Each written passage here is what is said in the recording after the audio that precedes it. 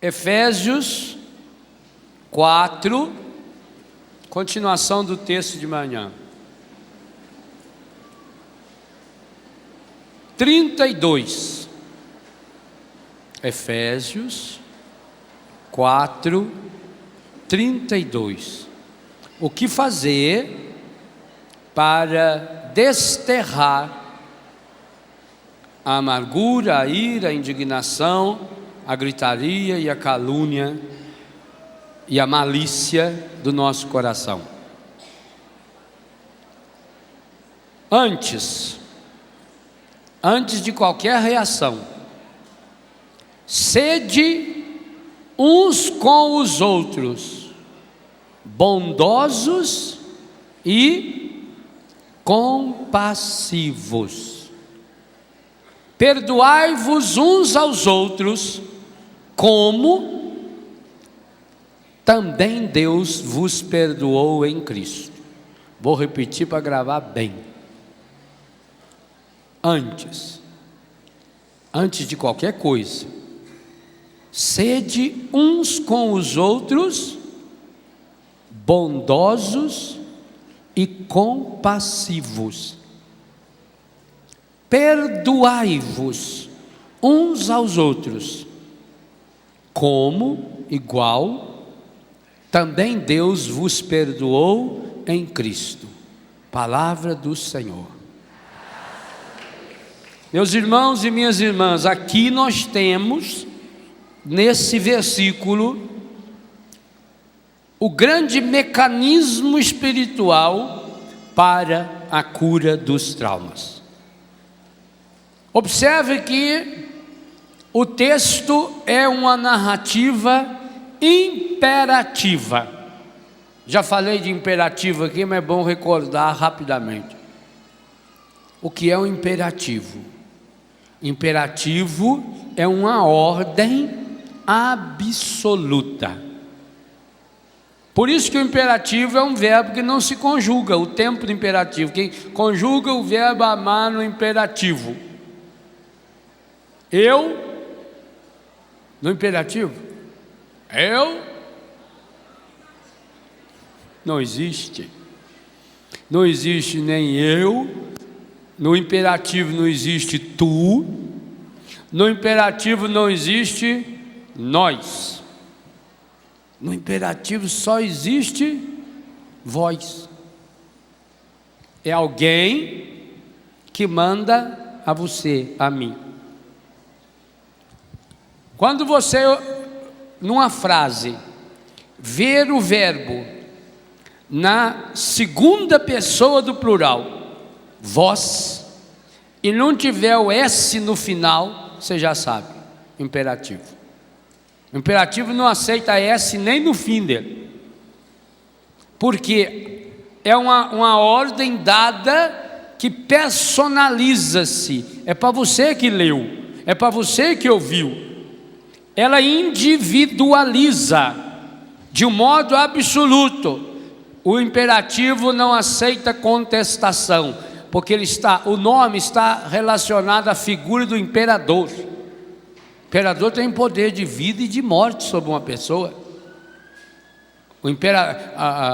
A história, quando teve imperadores, nós sabemos os estragos que fizeram. No império ninguém discute nada. O imperador é alguém que manda. Você não quer saber se o que ele mandou é correto ou não é correto. Não se discute. O imperativo não se discute. E é interessante que quando se trata dessas áreas, Jesus era o homem da condição. Jesus era o homem que tinha sempre palavras amenas para as pessoas. O pior pecador que chegava até Jesus, Jesus não lhe dava o imperativo. O pior pecador que vinha até Jesus, Jesus acolhia. Jesus sentava-se à mesa. Jesus ia comer na casa deles. Que coisa espetacular. Você pensa bem, Mateus, Zaqueu, Marta, Maria, Lázaro, Simão, quantos casos? Acho que a coisa que mais conta de Jesus é que ele ia na casa dos outros, comer, sentar-se à mesa, principalmente quem não prestava. E é por isso que ele ia também, não é porque ele ia não é porque ele tinha fome, não. Jesus com fome era só estender a mão assim para o Pai e soltava um manazinho ali para ele. Já pensou? Ele ia na casa das pessoas para mostrar duas coisas. Primeiro, para a pessoa: eu aceito você do jeito que você é. É o passo que nós fizemos de manhã. Eu acolho você, eu amo você, eu quero cuidar de você. A segunda coisa, por que Jesus fazia isso? Para que as outras pessoas vissem. Jesus fazia questão, tanto que ele ia de dia, senão ele iria à noite, escondido, marcava uma horinha, pedia para o segurança arrumar um carro com vidro fumé, uma carroça, um camelo com película, pronto, com aquele jacazão do lado assim, estava dentro, ninguém via, levava ele lá, pronto. Ele ia de dia, que é para os outros verem. Então, Jesus, além de curar a pessoa, de reafirmar para a pessoa o seu valor, Jesus fazia com que a pessoa fosse aceita, porque aí todo mundo pensava: uai, se ele vai na casa dela, o inconsciente trabalhava a favor. Então os pecadores Jesus acolhia, tinha palavra bonita. Porque será que Jesus nunca fez nenhuma pergunta sobre o passado de ninguém? Durante muito tempo isso entrou na minha cabeça e eu ficava questionando, e me dava muita alegria. Jesus não pergunta sobre o passado, por isso que a gente não tem que bisbilhotar o passado de ninguém. Mas o ser humano no pecado, ele é especialista em bisbilhotar o passado, querer saber as coisas dos outros. Rapaz começa a namorar uma moça, a moça começa a namorar um rapaz, primeira coisa que faz é querer saber quantas moças já namorou. E quando descobre que já namorou aquela fulana, briga. Mas por que você namorou ela? Porque eu não conhecia você, sua anta. Que se eu conhecesse, eu estaria com ela até hoje. Aí já começa um clima de desamor, de ofensa. Quer ficar preso ao passado. Isso é uma bobagem. Jesus nunca perguntou. No entanto, quando se trata de traumas interiores, quando se trata de relacionamento, Jesus vai usar sempre o imperativo. Não só Jesus, Paulo e Pedro também, João também. Significa: você não tem escolha, esse é o único caminho. Pois eu digo a você, nesse versículo nós temos o único caminho, e é um caminho tríplice. O único caminho para a cura dos traumas está aí, nesse versículo. Por isso você rabisca esse versículo, pega uma caneta vermelha ou a cor de abóbora amarelinha e enche de estrelinha em volta assim, ó. Faz uma decoração em volta, desenha uma florzinha em volta, para você fixar isso no seu coração. Esse é o único caminho da cura dos traumas, não tem outro. 3 ordens. Começa lá na primeira, ó, imperativa: sede uns com os outros. Sede, tem S no final? Se não tem S, imperativo. Se não tem S e nem for vontade de beber água, vontade de beber água também é sede, mas aí não é verbo. Sede, imperativo. Uns com os outros, duas coisas. Quais as duas coisas?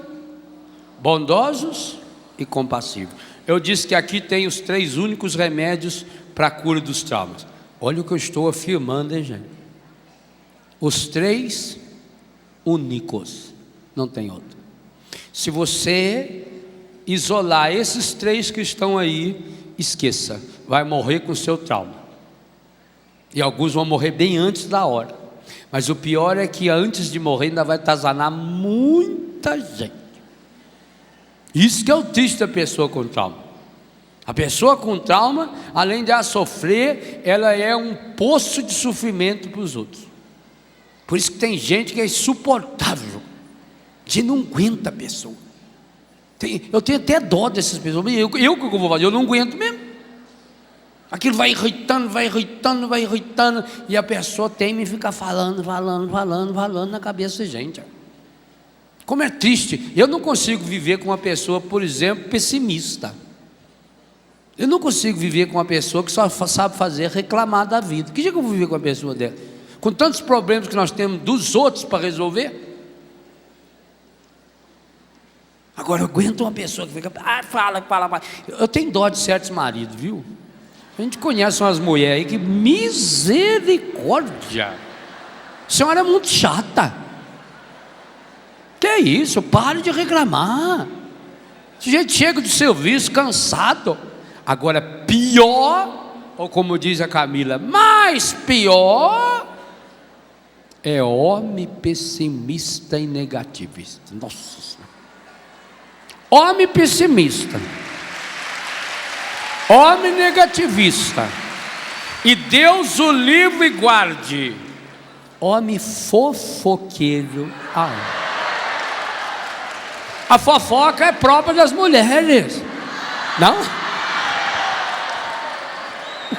Não, eu estou falando a fofoquinha, que é a fofoca assim que não fala mal de ninguém, entendeu? Por isso que as mulheres quando vão no banheiro levam uma junto, partilha da vida alheia.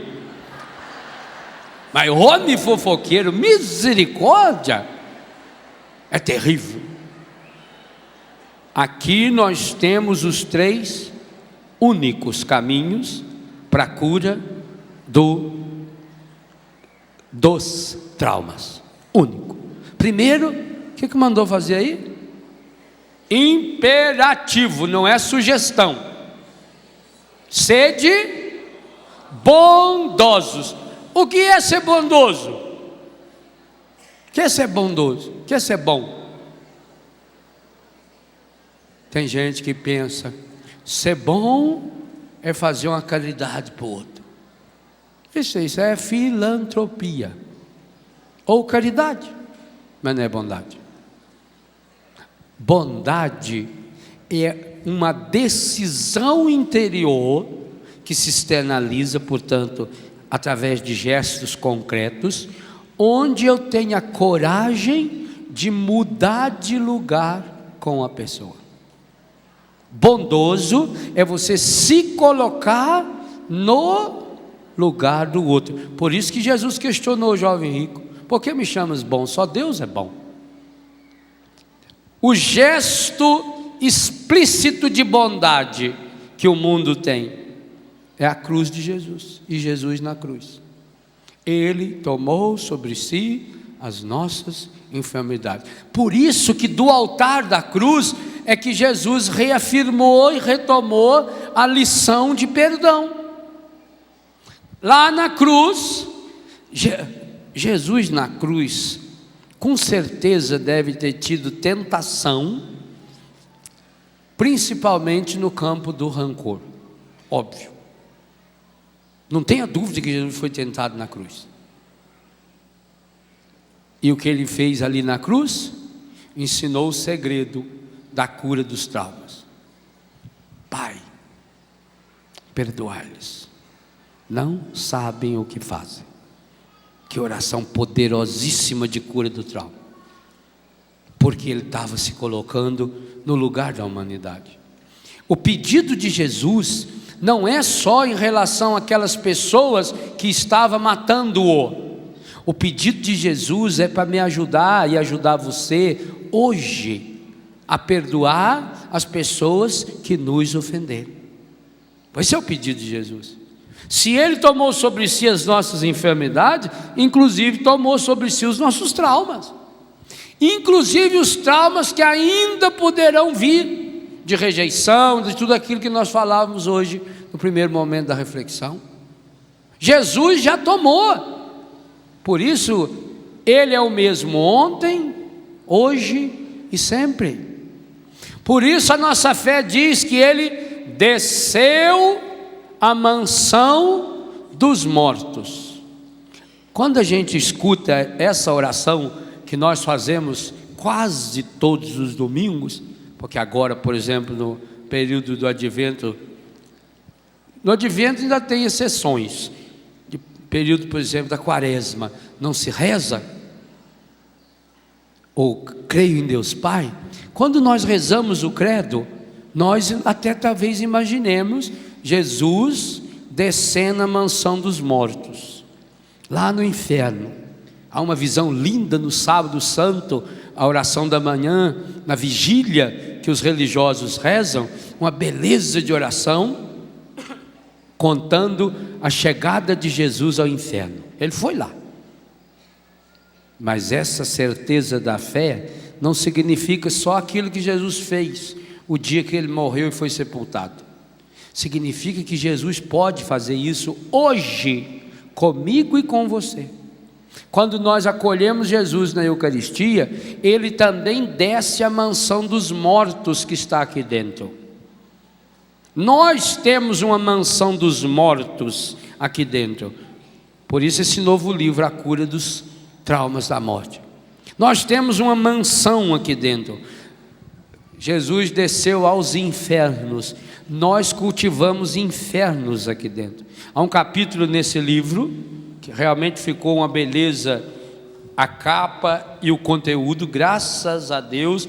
Eu fiquei entusiasmadíssimo com o trabalho que a editora fez. É um trabalho de fato nobre, ficou um livro nobre, um livro fácil de ler, um livro bonito, agradável, né? Realmente ficou, estou falando da parte técnica, ficou muito bom. E o conteúdo, se eu escrevi a partir das reflexões, a partir de pregação que eu fiz aqui também, é porque eu acredito de fato nisso. Essa cura dos traumas da morte não é só para as mortes físicas de pessoas que já deixaram esse mundo, mas é aquilo que está morto dentro de nós. O inferno, quando eu falo aqui em criar céu, em deixar rastros de Deus por onde a gente passa, temos que começar aqui dentro, criar céu aqui dentro. Aonde? Aonde encontram-se os meus infernos. Quantos, gente, que vive um inferno interior? O que tem aqui dentro é só o que não presta, só vem imagem negativa. A pessoa torna-se pessimista, torna-se um sentimento de vítima. A pessoa só tem malícia, só tem maldade. Olha as palavras de antes, o versículo 29 a 31. A pessoa só tem malícia, a pessoa só tem maldade, a pessoa só pensa que vai dar errado e aí já se prepara para dar errado. Isso é inferno que tem dentro de você. Você tem que deixar Jesus descer aos seus infernos. Aliás, ninguém vai para aquele inferno que está lá, não sei aonde, né? E também ele não quer saber, não quer endereço. Quem souber não me conta, porque eu não quero ir para lá de jeito nenhum. Ninguém vai para aquele inferno se não cultivar o inferno dentro de si, se não tiver sintonia. Tem que aprender o idioma primeiro. Quando você vai para um país estranho, você tem que aprender o idioma. Para você ir para o inferno, você precisa aprender o idioma do inferno. E alguns de vocês já estão dando aula. Já está fluentemente falando o idioma do demônio. Quem aí fala o idioma do demônio? Não levanta a mão, não é bom. A pessoa fala. Não pensa que o idioma do demônio é a pessoa que fala. Pessoa que faz careta, faz coisa. Não, isso é passageiro.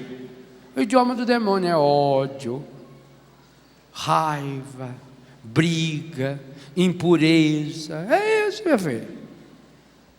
Quantos de nós já sabemos falar bem?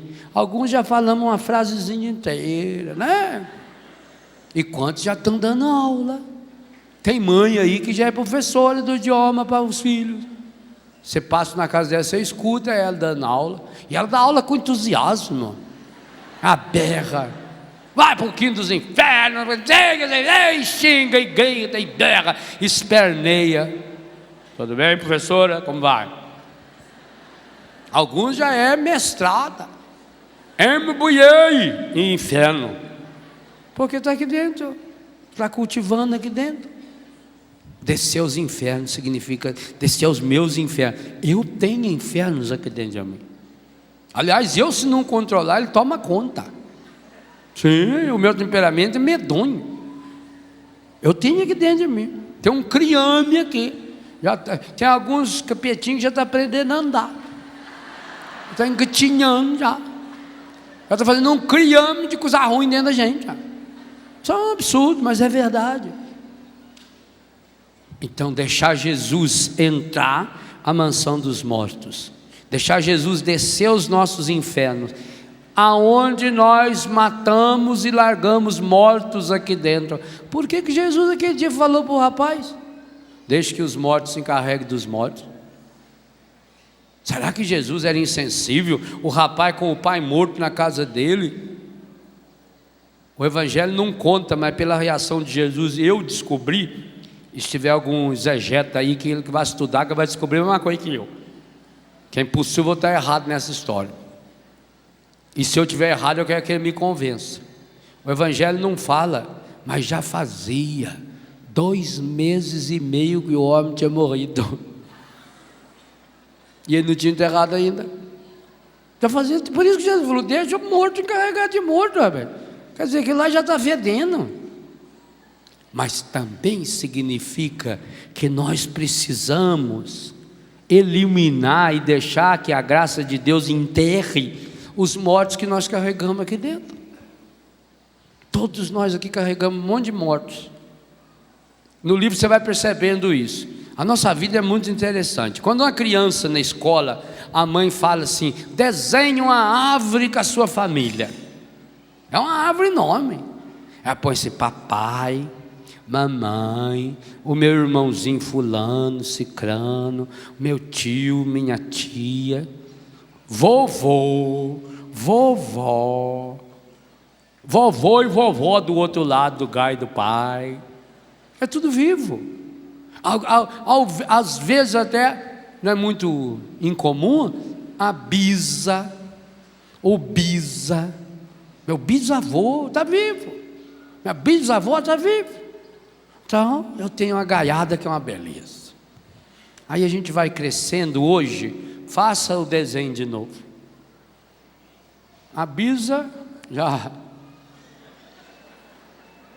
O avô, quantos de nós que já não tem avô?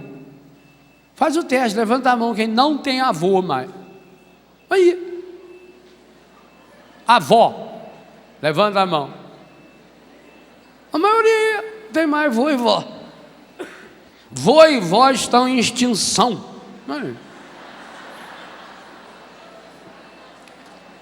Por isso, um conselho a você que é vô e vó: está chegando a hora. Você está chegando ali, já pertinho. Você já virou o cabo da Boa Esperança. Aproveita. Leia o livro A Cura dos Traumas de Morte. Aproveita, você já virou. Está vendo? Mas também muitos já têm, como eu, por exemplo, já tem que riscar o quadradinho do papai. Quantos já perderam o pai? Quantos já perderam a mãe? E alguns perderam até em situações traumáticas. Quantos já perderam meu irmão? Eu já perdi irmão. Tio, eu não tenho do lado da mamãe, mas nenhum tio, foram todos. Lembrava de todos eles, visitava a casa deles. A gente que morou na roça só tem lembrança boa de tio e de tia, porque os tios da roça é igualzinho pai e mãe, eles gostam da gente igualzinho. Isso é uma beleza, cuidava da gente. A gente chegava na casa deles, era de dentro de casa, comia, ia dormir na casa do tio sempre. Não tem mais nenhum. Vai arriscando. Depois tem que começar a arriscar professor. Alguns amigos da gente já se foram. Aquela árvore nossa, hoje tem lá, quem sabe, meu pai ou minha mãe, meus irmãos, um ou outro irmão, mas aquela acabou. Claro que você criou uma nova árvore, que tem aí a sua esposa, o seu marido, que tem seus filhos, que tem amigos novos, é outra árvore. Mas eu estou falando daquela. Aquela árvore foi fundamental na sua vida. Foi aquela árvore que estruturou você. E diga a você, se não tiver bem resolvida essa árvore dentro de você, tem algumas casas que a gente vai, eles têm até uma árvorezinha assim, com os retratinhos 3x4 pendurados. Pai, a mãe, os filhos, né? Bonitinho aquilo. Mas eu estou falando de uma árvore que mais para trás um pouquinho, do seu bisavô, de sua bisavó, do seu pai, de sua mãe, do avô, da avó, dos tios, e você não tem mais. As pessoas que foram importantes, como aquela professora era importante para você. Eu tinha uma professora, quando eu fui estudar em Itajubá, eu era apaixonado na professora. Que professora maravilhosa. E apaixonado no sentido bem bonito da palavra, nenhum sentido de namoro, imagina, eu era moleque e respeitava. E eu descobri que essa professora gostava de goiaba. Eu mandei uma cartinha para o meu pai, pedindo a ele que apanhasse as mais bonitas goiabas lá do Biguá e trouxesse, que eu queria dar de presente para a professora. Fui na direção do colégio, pedi autorização para que meu pai entrasse no portão do colégio e eles entregassem para mim lá na sala de aula um pacotinho de goiaba, só para levar para a professora. Sei lá, nem se comeu a goiaba. Eu precisava dar aquela goiaba para a professora, porque ela era importante para mim. Então as professoras importantes da sua vida, quem sabe a grande maioria já morreu. Foi do primário, que tinha uma relação materna. Como era? Que saudade da professorinha que me ensinou o beabá. Onde andará Mariazinha, meu primeiro amor, onde andará? Né? Que saudade daquela professora, que era uma mãezinha para você. Beleza. Acabou, morreu. Foi só, morreu. Seu avô, morreu. Sua avó, morreu. Seu bisavô, faleceu. Sua bisavó, pereceu. Sua tia, escafedeu. Você pode mudar o verbo, meu filho, mas que é morte, é morte. Necrosou. Médico gosta de falar, né? Necrosou. Necrosou é morreu. Acabou. Não tem volta. Não adianta ir para lugar nenhum aí para ir ver se ele baixa. Ele não baixa nada. Aliás, os que abaixar, você não devia aceitar não, porque para baixar é só os que estão lá para baixo. Eles vão baixando cada vez mais. É o único lugar que baixa, é lá para baixo. No céu é para cima. Levantai, ó Deus, o ânimo dos vossos filhos e filhas. Nós rezamos semana passada, todo dia. Jesus veio ensinar exatamente isso, se colocando no meio do seu lugar. Jesus assumiu na cruz a compassividade maravilhosa de Jesus na cruz. Ele assume todos os nossos mortos, todos. Papai está lá, vô, avó, vovô, meus tios, está lá. Os seus também estão lá. Jesus matou a morte, portanto todos que já morreram, já estão, e se Deus quiser, em breve ou daqui a alguns anos, nós não sabemos, nós estaremos lá, passando por essa mesma experiência de vencer. Então, compassivo, bondoso. Bondoso é colocar no lugar do outro. A verdadeira bondade exige compassividade. De onde veio a palavra compassivo? De passo. Andar no mesmo passo, ou o compasso do maestro. A música precisa que todos toquem no mesmo compasso, ou ritmo, mais do que ritmo. Compasso é mais do que ritmo, dá de marcar o compasso. Tem até uma preinha que tec, tec, tec, tec, tec, tec, para você saber se está dentro do tempo. É ao metrônomo que mede o compasso, não é que mede os metros, é metrônomo que mede o compasso. Então, peraí. Ou quando a gente aprende a desenhar, pega o compasso, enfia aquele buraquinho, que ele era uma arma perigosa que a gente enfiava nos outros na escola. Depois apanhava. O aluno da frente e baixava a cabeça. Assim. Se eu for, professor, ele enfiou o compasso. Eu não, isso aí é um pernilongo, meu Deus, que é isso? Eu, não se viu.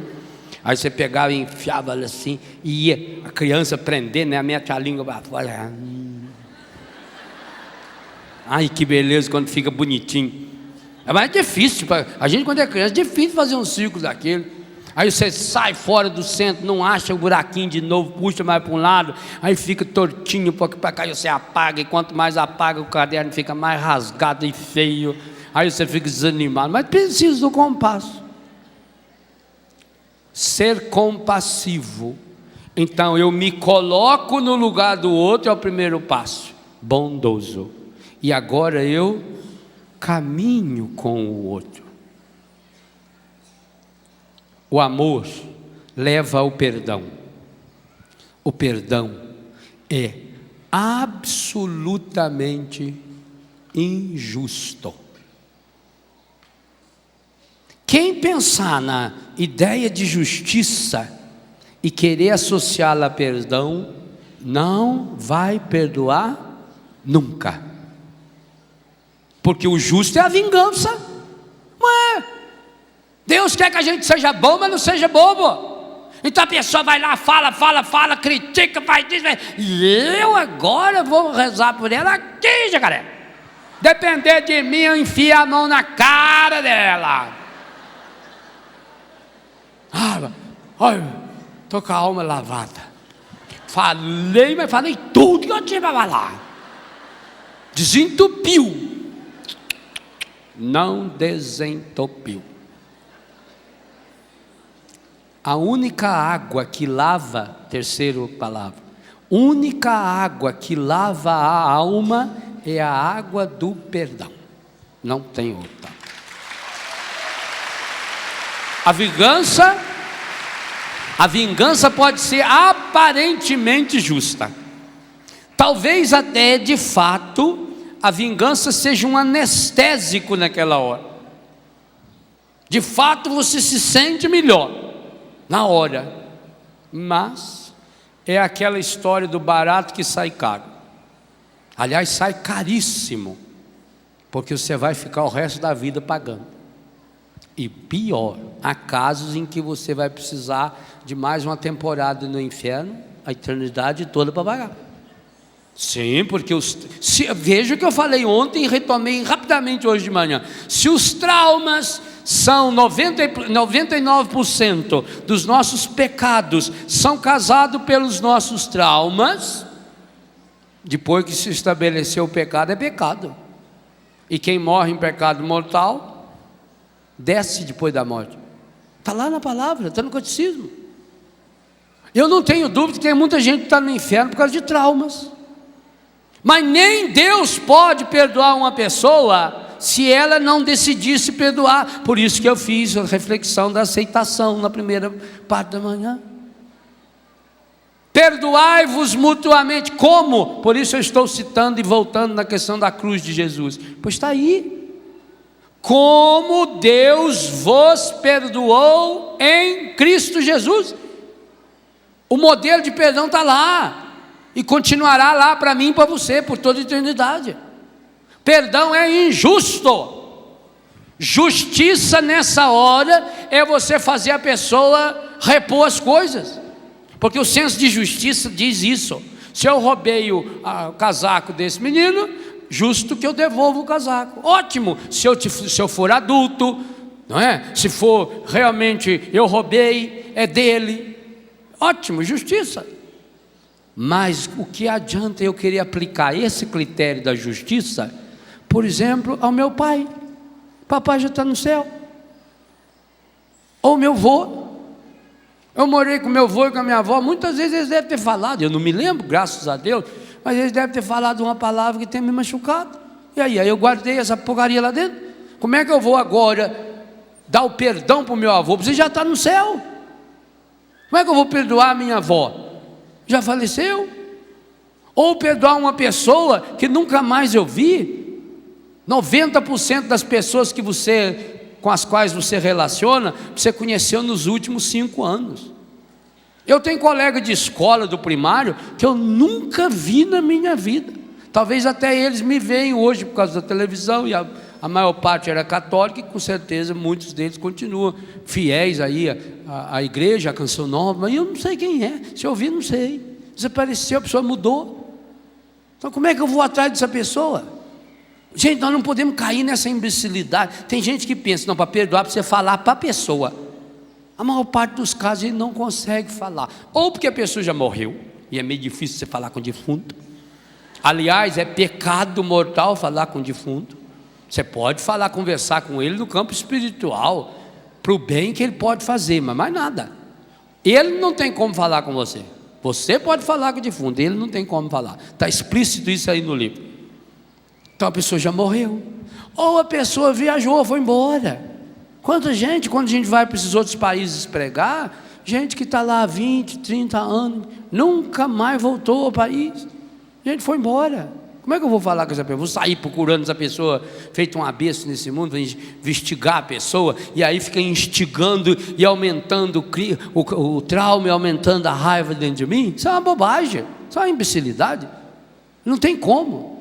Ou tem pessoa que mesmo morando no apartamento do lado, a pessoa não tem a mesma fé que eu tenho, a pessoa não tem a mesma experiência que eu tenho, e a pessoa não me suporta e não quer ter relação nenhuma de amizade comigo. Aí o que eu vou fazer? Você vai perdoá-la. Mas ela não quer. Ótimo, aqui vem uma coisa espetacular, o segredo maravilhoso que Jesus revelou, que nos ensinou, e que aí o imperativo manda a gente copiar. O perdão não depende do outro, porque o perdão, em primeiro lugar, é uma pomada para você. O perdão, em primeiro lugar, beneficia quem dá, e não tanto quem recebe. Mas isso não é injusto? Não, isso não é injusto, isso é santo. Sabe por quê? A ofensa que o outro fez é uma coisa, o efeito da ofensa do outro em mim é outra.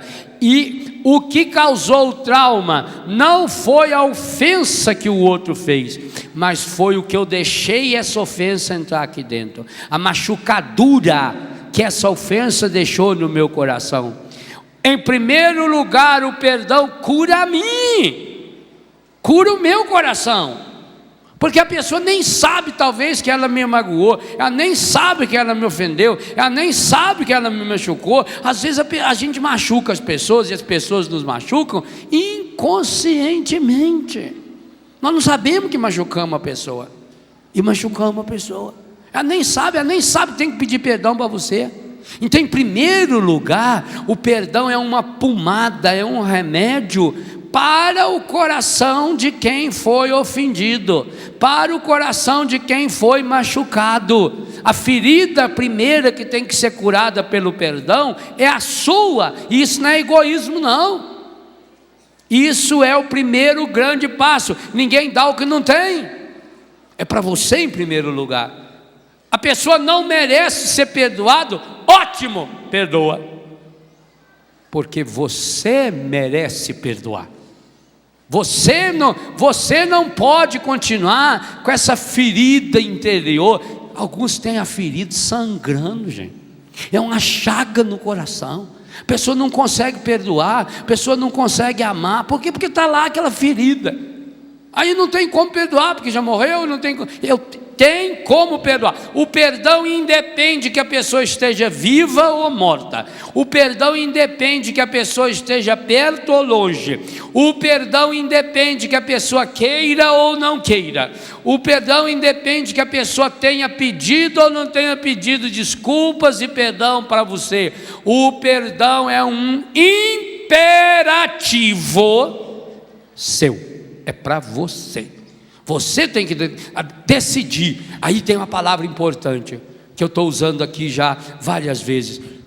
O perdão precisa muito mais da vontade, inteligência, do que do desejo. Você tem que tomar essa decisão. Perdão é um ato da vontade inteligente, ou um ato da razão. Eu tomo a decisão, eu perdoo. Mesmo que eu esteja sentindo raiva, mesmo que eu esteja sentindo ódio, mesmo que eu esteja sentindo vingança dentro do meu coração. O perdão é uma decisão. Assim como o amor é uma decisão, o perdão é uma decisão. Eu decido perdoar. Você não merece ser perdoado. Pai, perdoai-lhes, porque não sabem o que fazem. A pessoa não merece ser perdoada, mas eu tomo a decisão. Outra coisa importante, essa decisão, ela é interior. Sozinho, no carro, tomando banho, sentado no vaso sanitário. Qual for a situação que você tiver, em que momento estiver, o inconsciente trouxe à tona, você lembrou, tome a decisão. Põe ali o carimbo do perdão, eu perdoo.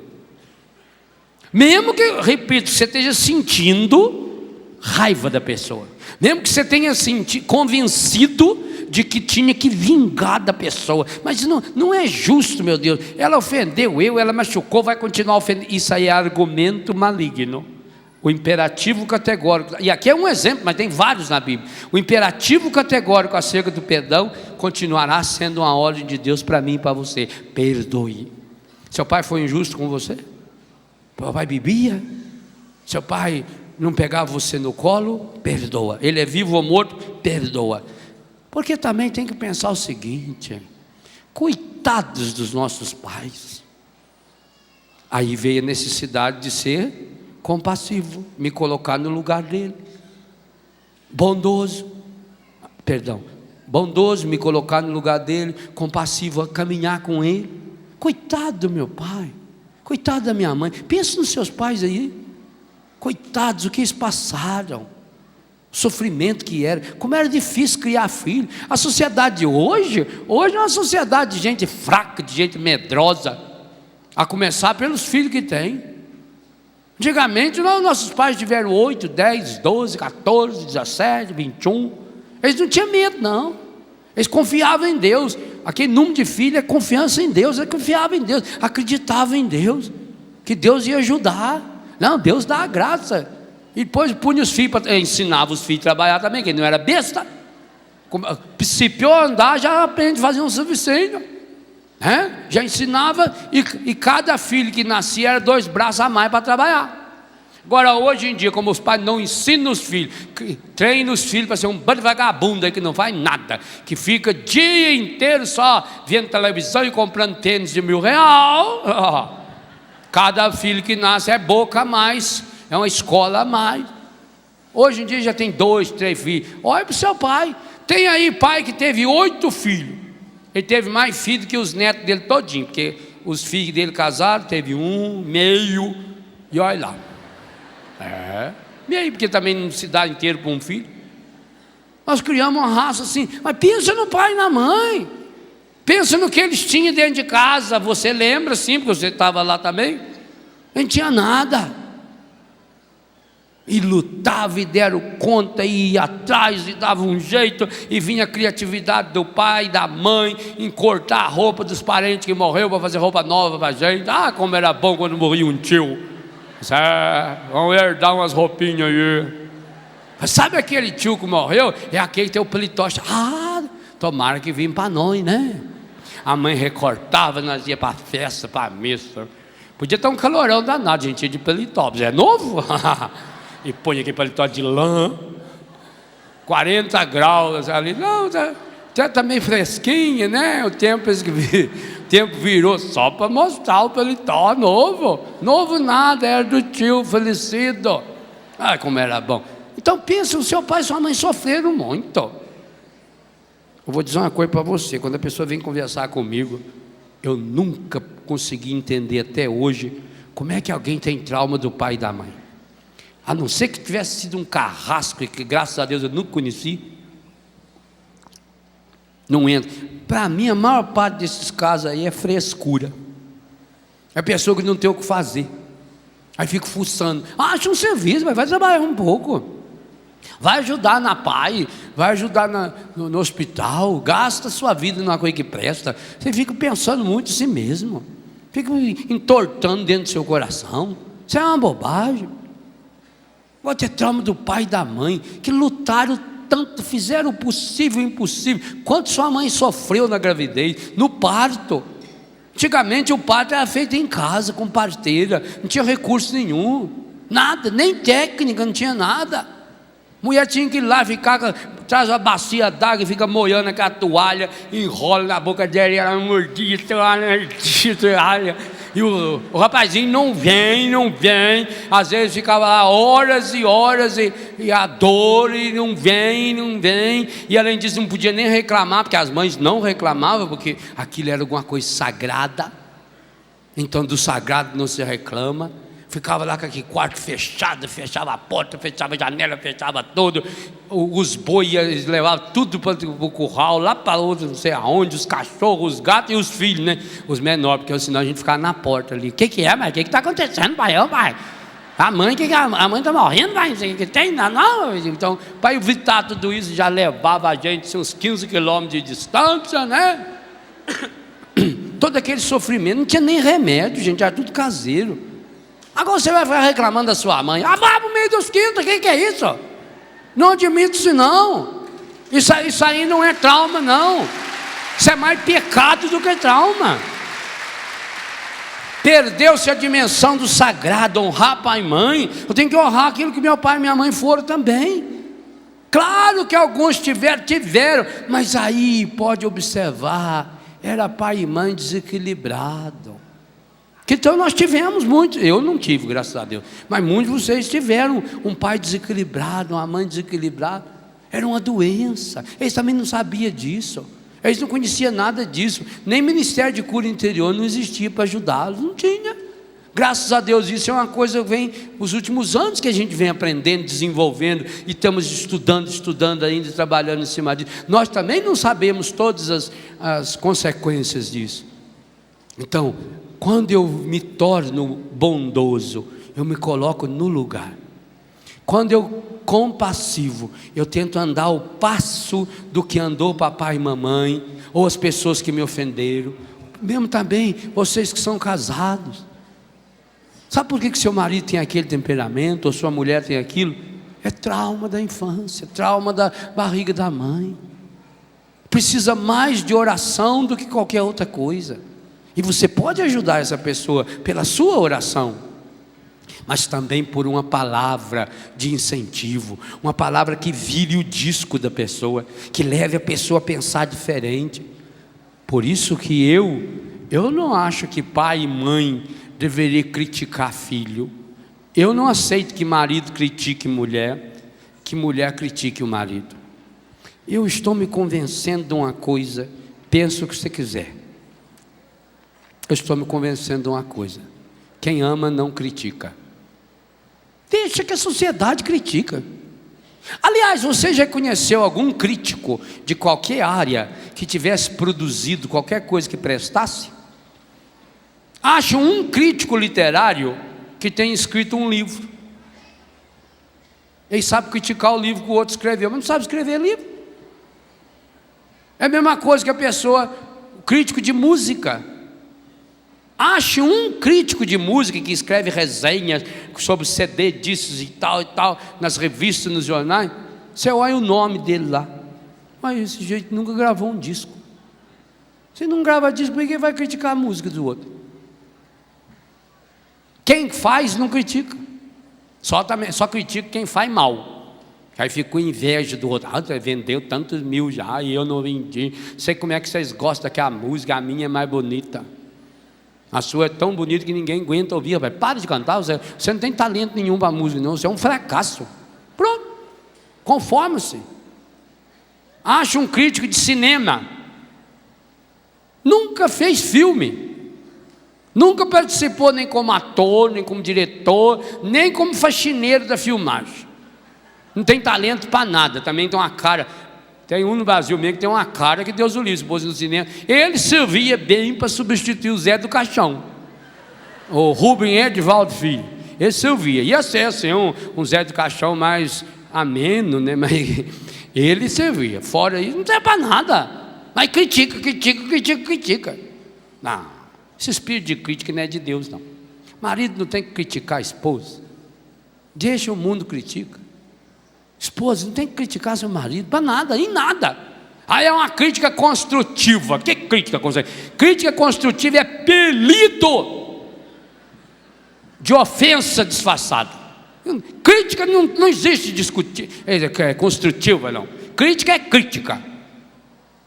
E se é crítica, é crítico, não serve a nada. Deixa o mundo criticar você. Pai e mãe, não critique o seu filho. Porque quando você critica a criança, você está criando um trauma dentro da criança. Sabe por quê?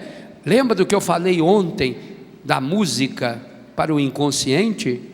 O segundo elemento que mais leva algo do consciente para o inconsciente é a proximidade afetiva que a gente tem com quem fala. Se um professor me fala alguma coisa, tem um peso. Se um estranho me fala uma coisa, tem peso. Mas se é minha mãe que fala, se é meu pai que fala, associou ao amor que eu tenho. A figura do pai e da mãe, do marido, da mulher, do irmão, é uma figura muito afetiva dentro de nós. Mesmo quem não tem raiva, ou quem tem raiva do irmão, não tem problema. A afetividade está lá. Aquilo entra lá no inconsciente, na hora, e fechou. Não critica. Seu filho jogou bola e o jogo não foi bom, não critica. Não fala para ele, você não presta. E pior é quando a crítica associa o fato feito à pessoa. Você não sabe fazer nada, só porque a menina fez lá um servicinho errado. Veja se tem alguma coisa boa para elogiar. Se der para elogiar, elogia. Se não der, deixa passar assim, passa em branco, não comenta muito. Vai chegar uma hora que você vai poder conversar com ela, ensinando a fazer. Aliás, é por isso mesmo que as mães se irritam muito quando o filho faz coisa errada, serviço errado, é sinal de que a mãe não ensinou direito. Então, na verdade, a raiva da mãe é dela própria. Aprenda, seja humilde. Seu menino foi jogar bola e chutou a bola fora, errado, mas não critica. Fala, não, meu filho, hoje a gente perde, amanhã a gente ganha. Então entusiasma. E depois, quando a ferida porque ele está se condenando. Ninguém condena mais um moleque de ter feito um chute errado e não ter feito o gol do que ele mesmo. Então, deixa amenizar, deixou passar, para não ter perigo criar trauma. Passado lá alguns dias, você vê que puxa assunto do gol. Se ele ri, por exemplo, faz uma piadinha, uma brincadeira, fala, você está aquele dia com o pé torto. Você viu que a criança riu, acabou. Aí sim é hora de você dizer, meu filho, quando você for bater um pênalti, você tem que olhar bem no gol, esquece quem estiver do lado, esquece quem estiver vendo, esquece. Você olha no gol e bate assim com o peito do pé, ou com esse lado do pé, assim assado, tal, tá bom? Mas eu tenho certeza que a força que você chutou aquele dia, isso você tem um dom para chutar. Agora, falta só direcionar o seu chute. Pronto, a criança vai aceitar. Mas não é crítica. Crítica, zero. Inicie um processo na sua casa. Crítica, zero. Não deixa ninguém criticar. Você não critica. Você não, também pais, não critica os seus filhos, pai. Pai. Você não sabe a importância que você tem para o seu filho? Se você sabe, então, sua palavra tem peso. Pai e mãe não devem criticar filho. Não deve deixar que critique também. Meu pai falava isso. Como é que vem alguém dentro da minha casa? Ele não aceitava. Alguém vem na casa dele reclamar do filho dele. Isso é um desrespeito? E ele de fato é. A crítica não leva ninguém. Jesus não criticou nem aqueles que estavam matando-o. Pai, perdoa-lhes, não sabem o que fazem. Foi a desculpa que Jesus deu. Parece até uma desculpa esfarrapada, mas foi a desculpa de Jesus para ensinar a gente: perdoai-vos uns mutuamente, assim como o Pai vos perdoou em Cristo. Eu queria convidar você a terminar esse momento. Nós vamos fazer o momento de oração na missa hoje à tarde, Vamos terminar esse momento se predispondo ao perdão. Pai Santo, Pai querido, Pai amado, Sua palavra ordena-me de modo imperativo que eu seja bondoso, compassivo e perdoe todos aqueles e todas aquelas e cada um daqueles, cada uma daquelas que me ofenderam, que me machucaram, que me prejudicaram, levando-me aos traumas de vida e de morte. Eu suplico ao Pai a força do Espírito Santo para vir ao encontro da minha fraqueza, ao encontro das minhas limitações nessa área. Pai Santo, é muito difícil perdoar. Muitas e muitas vezes, Pai, parece que perdoar é ser fraco, é aceitar a injustiça. Eu tenho muita dificuldade para perdoar, Pai, principalmente aquelas pessoas próximas a mim, que me ofenderam, me machucaram, meus pais, meus irmãos, meu marido, minha esposa, meus filhos. Para mim é muito difícil perdoar essas pessoas, porque eu até pensava, se fosse alguém estranho que fizesse isso, mas logo essa pessoa. Mas se fosse alguém estranho, de fato, não teria o mesmo peso. O que está machucando é pelo fato dessa pessoa ser próxima. O que machuca é de fato a intimidade com essa pessoa, principalmente a intimidade que se estabeleceu no inconsciente. Pai Santo, Pai querido, Pai amado, ajuda-me a perdoar, ensina-me a perdoar. Eu quero perdoar, eu tomei a decisão de perdoar. Ajuda-me a perdoar, ensina-me a perdoar. Vai imaginando a pessoa, principalmente aquelas que mais machucaram a sua alma. Eu preciso, eu necessito perdoar. Na verdade, eu nem quero perdoar. Eu sinto que a pessoa não merece meu perdão, mas a sua palavra não me oferece alternativa. Então eu decido. Declare o perdão. Aliás, fale com a voz, mede a voz. Tome a decisão de perdoar, fala. Eu perdoo. Eu não estou ouvindo, não. Isso, eu perdoo de todo o coração cada uma das pessoas que me ofenderam, cada pessoa que me machucou. Eu perdoo de coração as pessoas que me provocaram traumas inconscientes, quando eu estava ainda na barriga da minha mãe, quando eu nasci, na minha infância, na minha adolescência, na minha juventude, na idade adulta. Eu perdoo, eu tomo a decisão de perdoar. Eu perdoo essas pessoas que já morreram. Lembra agora dos falecidos?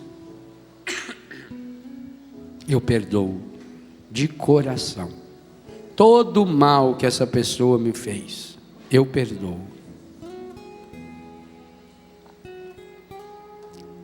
Não obstante o meu sentimento de revolta, o meu sentimento de raiva, meu sentimento de angústia, o meu desejo de vingança, eu perdoo de coração. Põe a mão no seu coração, sela esse momento. Pai Santo, Pai querido, Pai amado, Espírito Santo de Deus, Jesus, abençoa-me. Faz um sinal da cruz no seu coração, externamente, obviamente, para lembrar o seu inconsciente de que você tomou uma decisão e que você se prepara para a Santa Missa de hoje, primeira missa do Advento, primeiro domingo do Advento, Você se prepara para tomar posse do perdão e para dar esse perdão. Eu me abençoo em nome do Pai, do Filho, do Espírito Santo. Aqui, só no coração. Eu me abençoo em nome do Pai, do Filho, do Espírito Santo. Amém. A tua ternura, Senhor, vem me abraçar. Vamos aplaudir, vamos ficar de pé e canta. E a tua bondade infinita me perdoar. Vou ser teu seguidor e te dar o meu coração. Eu quero sentir o calor. Perdoar, oh Pai, nos perdoe. Fique nas mãos a tua ternura. A tua ternura, Senhor, vem me abraçar. Vem me abraçar. E a tua bondade infinita me perdoar. Vou ser o teu seguidor e te dar meu coração. Eu quero sentir o calor de tuas mãos nas palmas. A ti, meu Deus, a ti, meu Deus, elevo meu coração, elevo as minhas mãos, meu olhar, minha voz. A ti, meu Deus, eu quero oferecer. A ti, meu Deus, eu quero oferecer meus passos e meu viver, meu caminho, meu sofrer. Com toda a força, solta sua voz, ergue suas mãos. A tua ternura, Senhor, vem me abraçar. E a tua bondade infinita me perdoar. Vou ser teu seguidor e te dar o teu coração.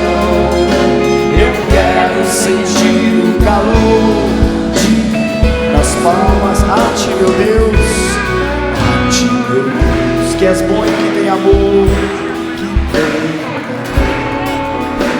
ao pobre e ao sofredor. Vou servir e esperar em ti, Senhor. Senhor, humilde se alegrarão, cantando a nova canção de esperança, cantando mais forte que você puder, mais alto, a tua ternura, Senhor, vem me abraçar. E a bondade infinita, e a tua bondade infinita me perdoar. Vou ser o teu seguidor e te dar o meu coração. Eu quero sentir o calor de tuas mãos. Só as vozes unindo o coro, a tua ternura, Senhor. Vem me abraçar. A tua bondade infinita. Vou ser teu seguidor e te dar meu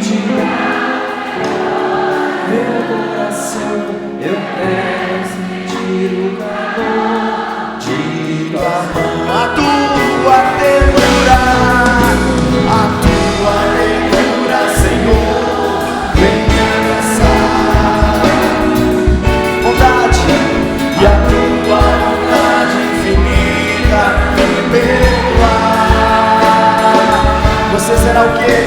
Ou ser o teu seguidor e te dar o meu coração.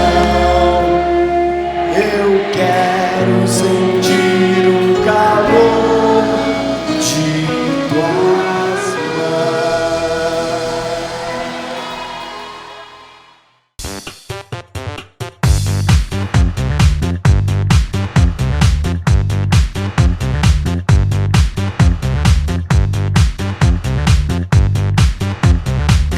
NovaPlay.com. Assine já!